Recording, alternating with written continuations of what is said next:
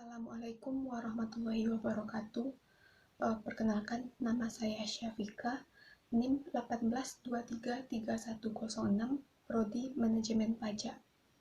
Pada video kali ini, saya akan menjelaskan tentang merger dan akuisisi untuk memenuhi tugas perkuliahan Manajemen Keuangan 2 dengan dosen pembimbing Megawati SEMM.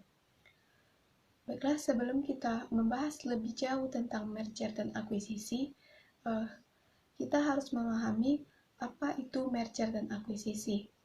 Dalam video ini saya akan menjelaskan tentang merger dan akuisisi itu secara sederhana sehingga kita dapat memahaminya dengan mudah. Pengertian merger. Merger merupakan penggabungan antara dua perusahaan atau lebih, di mana perusahaan yang melakukan merger mengambil alih aset dan kewajiban dari perusahaan yang mengikuti merger tersebut. Sebagai contoh, perusahaan yang mengikuti merger yaitu PT Bank Lipo Tbk melakukan merger dengan PT Bank CMB Niaga sehingga menghasilkan satu perusahaan yaitu PT Bank CMB Niaga. Dari contoh tersebut dapat kita simpulkan bahwa penggabungan antara dua perusahaan sehingga yang melakukan merger akan menghasilkan satu perusahaan yang bernama seperti contoh tadi yaitu PT Bank CMB Niaga. Baiklah, selanjutnya pengertian akuisisi. Akuisisi merupakan salah satu pengakuan perusahaan baik organisasi publik maupun organisasi swasta yang dijalankan oleh perusahaan yang mengakuisisi. Selanjutnya yaitu saya akan menjelaskan tentang tujuan dari merger dan akuisisi. Tujuan yang pertama yaitu untuk pertumbuhan dan diversifikasi.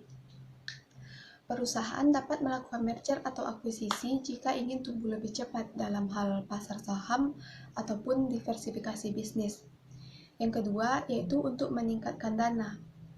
Perusahaan yang ingin beroperasi secara internal pasti akan membutuhkan dana.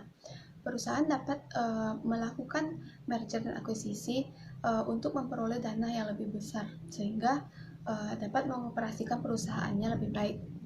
Yang ketiga yaitu menciptakan sinergi.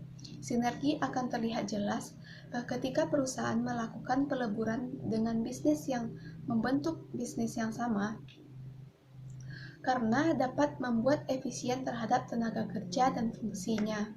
Yang keempat yaitu sebagai pertimbangan pajak.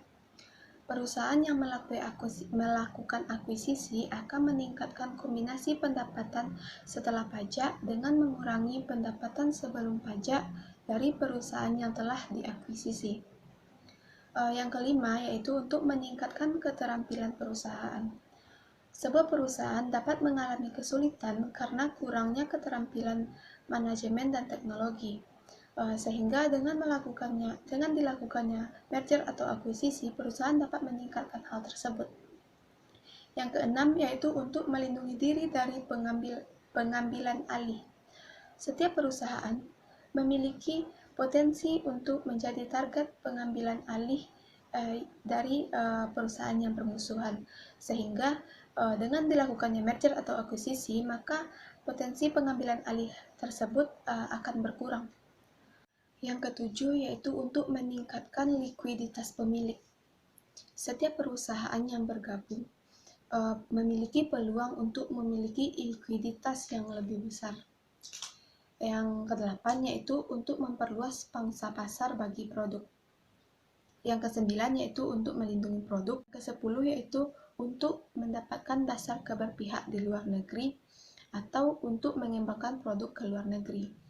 Dengan dilakukannya merger atau akuisisi, maka perusahaan dapat mengembangkan produknya sampai ke luar negeri. Selanjutnya, saya akan menjelaskan tentang jenis-jenis merger dan akuisisi. Kita masuk ke dalam jenis merger. Jenis merger yang pertama yaitu merger horizontal. Merger horizontal ini merupakan penggabungan antara dua atau lebih perusahaan di mana jenis bisnisnya masih sama. Contohnya, merger antara perusahaan roti, merger antara perusahaan perbankan, dan lain-lainnya. Yang kedua, yaitu merger vertikal. Merger vertikal ini merupakan penggabungan antara dua atau lebih perusahaan di mana jenis usahanya masih saling berkaitan. Contohnya, merger yang dilakukan antara perusahaan ban dengan perusahaan mobil. Yang ketiga, merger konglomerat. Merger konglomerat ini merupakan penggabungan antara dua atau lebih perusahaan di mana jenis usahanya tidak berhubungan antara satu sama lain. Contohnya, perusahaan makanan yang melakukan merger dengan perusahaan mobil. Tujuan dilakukannya merger ini yaitu untuk meningkatkan pertumbuhan badan usaha dengan menukar saham antara perusahaan yang melakukan merger. Yang keempat, merger kongenetik. Merger kongenetik ini merupakan penggabungan antara dua atau lebih perusahaan di mana bentuk bisnisnya masih berkaitan tetapi jenis produknya berbeda. Contohnya, merger yang dilakukan antara perusahaan perbankan dengan perusahaan keuangan. Yang kedua yaitu jenis akuisisi. Jenis akuisisi yang pertama yaitu akuisisi horizontal.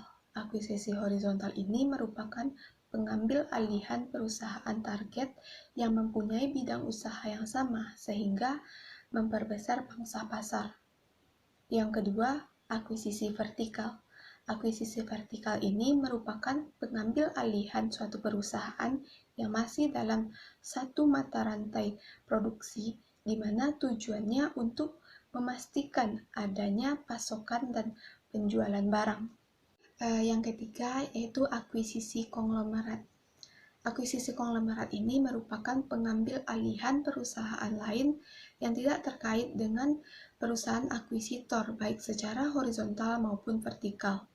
Tujuannya untuk menunjang perusahaan akuisitor dan memantapkan kondisi portofolio grup perusahaan. Selanjutnya saya akan menjelaskan sedikit proses merger dan akuisisi. Pada proses akuisisi, ada 3 cara yang dapat digunakan, yang diantaranya ialah merger dan konsolidasi. Dalam merger, bidding firma akan tetap berdiri dengan nama dan identitas serta mendapatkan semua aset dan juga kewajiban yang dimiliki target firma. Sekian yang dapat saya jelaskan pada video kali ini. Terima kasih atas waktunya. Assalamualaikum warahmatullahi wabarakatuh.